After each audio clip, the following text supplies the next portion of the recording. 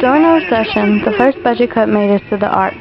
But if you ask me, the arts should be the first to see an increase.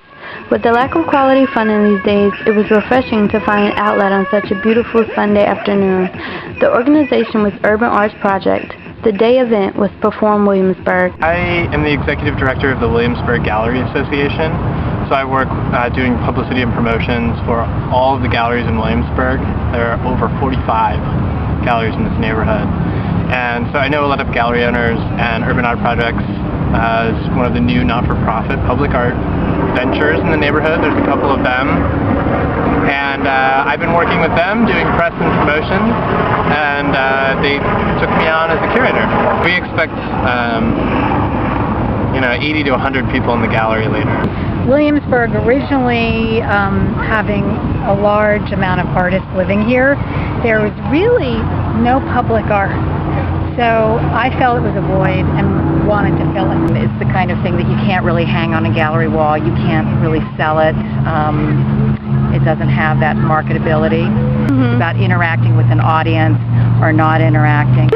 It's so expensive for artists to make sculpture today. You know, the cost of materials, to have a studio that's large enough. I mean, there's really a shortage now of sculptors, and so I think this is another thing that will come out of the sculpture exhibition that will draw attention to the fact that the cost involved, and that there's, I don't know, I sometimes think there's going to be a whole generation of sculptors that just aren't formed because they're having to go into other types of expression. In the middle of our conversation, there was a burst of artistic culture that briefly started us both. This was a premeditated scream created by a group of people facilitated by Martha Fortin entitled Ghost Baby, of which took inspiration from the short stories of Thomas Mann's collection Death and Venus and Other Tales. There was also spoken word performances by 4 performers of the poetry group Urban Voices United. Their main goal is to shed light, ignite, educate, and engage their audiences, which they did with ease. I'm doing a project called Work for Pay.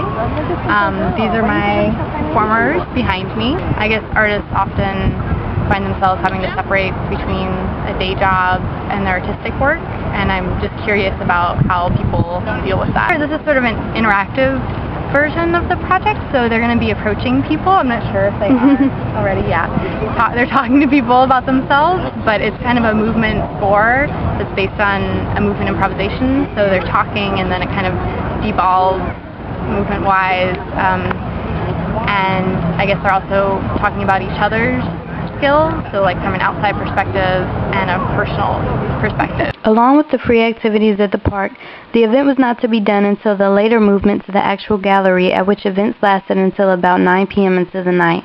Urban Arts Project has many goals at hand to achieve, such as their proposed outdoor sculpture exhibition, and will do so in a matter of time. The question is, how long will it take for the world to realize this place is a better place with the arts?